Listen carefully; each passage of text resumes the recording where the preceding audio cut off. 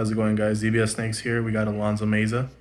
He's out here bringing us a pretty well-requested Vegeks deck list from this Vegas Regionals. Yeah, so let's get in. I had some people ask about it. I'll go over my rounds first off, and then we'll get into the deck. First round, I played against King Piccolo. One of the best things about Vegeks is you have a really good matchup against everything. There's only a couple things you have bad matchups against, specifically Dark Broly, sometimes Mono Yellow Frieza. It's a little bit tougher. It's not impossible by any means. And then any blue, like Hyper Defense, are like the only difficult matchups.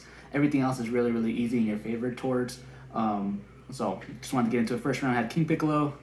Second round, I played against Mecha Frieza, Blue Yellow.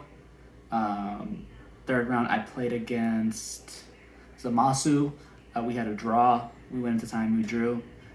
Fourth round, I played against King Cold, which you have a really, really good matchup against. That matchup is very, very punishable if you play it incorrectly. But if you play it correctly, it's a very easy match.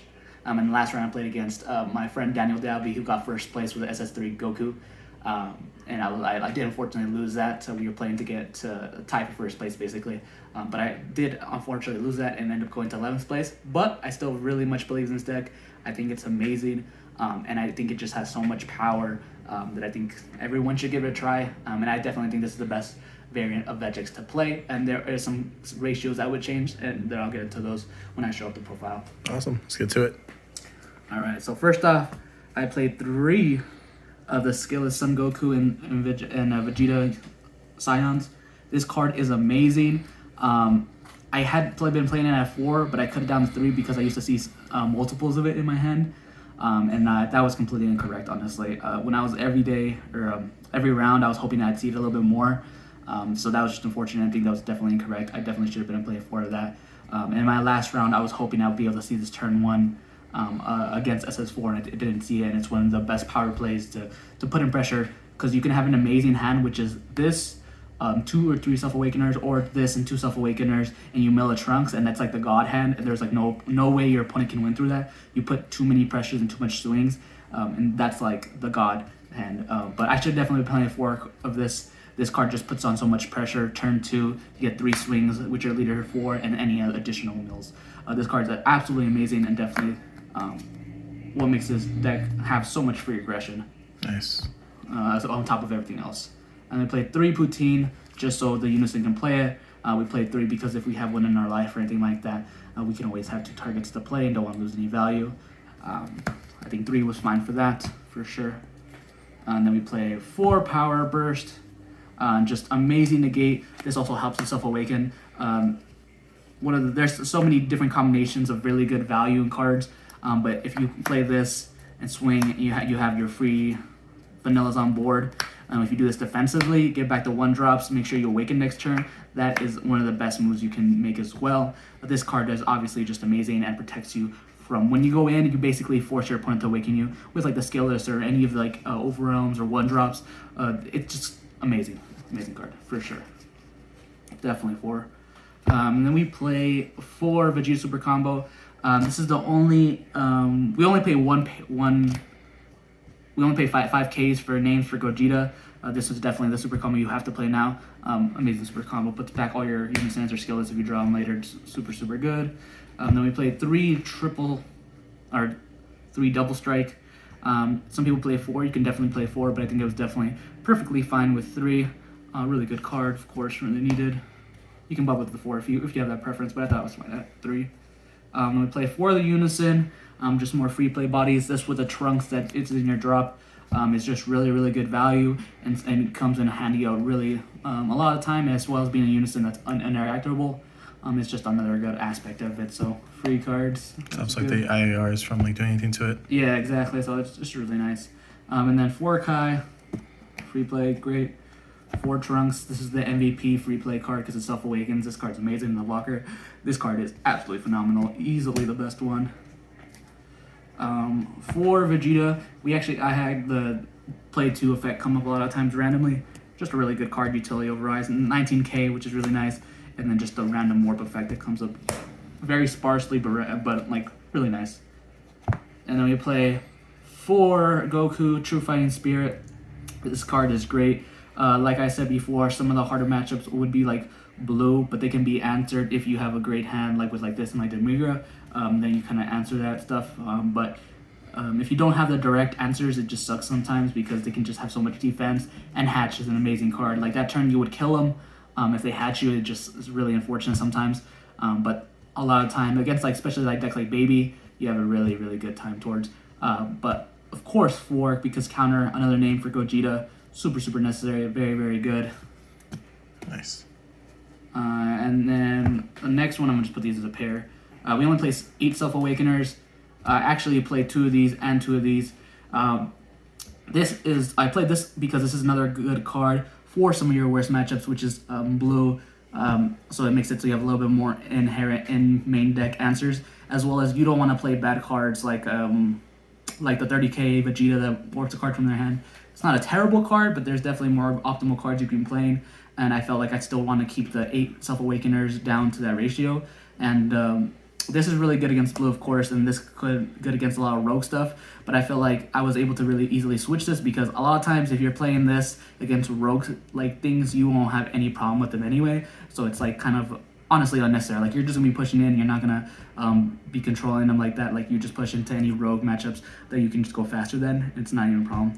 You can side more if you really need to, but all day. And I've had this list for maybe like 2 months more or less. And testing it before even the new cards had released. So I think this is perfectly fine. If you want to change it back, I totally understand them. Well, but for me, I thought this was perfect ratio. I had no problems with it. And a lot of times you have these that make Gogeta. Sometimes they have the super combos that aren't your drop or you don't want to combo them away. So this gives you names that you can just combo with and you don't really feel bad about. So it's really multi-purpose, and I think this is my favorite ratio, and I'm very, very happy with it. We'll not change that. I'm going to play 2 Trunks. This is one of the cards that makes the Unisons a lot more value. You drop a Unison, and you warp a 4 or less on your opponent's board, and then you bottom deck this. This also goes to bottom deck with any overwhelm skills, stuff like that. It's really, really good if you're playing against like Mecha Frieza and they chapel you before you even attack. You just discard this, or if it's already in drop a Unison, send to the warp, and you're able to play and not have to worry about Bergamo, because that's one of the biggest things with like mono yellows, when they are able to Bergamo you on your turn 3, and you literally can't do anything about it. And that is really, really that just really sucks. You know, that interaction is just really good for them and a lot of value. So you just kind of lose your turn on that aspect. But that's why you play cards like this and removal and secret identity. You have a lot of outs to that. So this is not a Gogeta card, so you don't have to attack to warp it. That's really important for things like Chapel, or if sometimes if they hatch you can get rid of their board without having to attack. So it's really good overall, and I think this is really good so you don't die in the later game, because it goes to the bottom deck and make sure you always have cards in your deck. And it just has a lot of good utility. I think everyone should be playing 2 to make sure you don't die by decking out, so you can go in the long game, as well as the utility.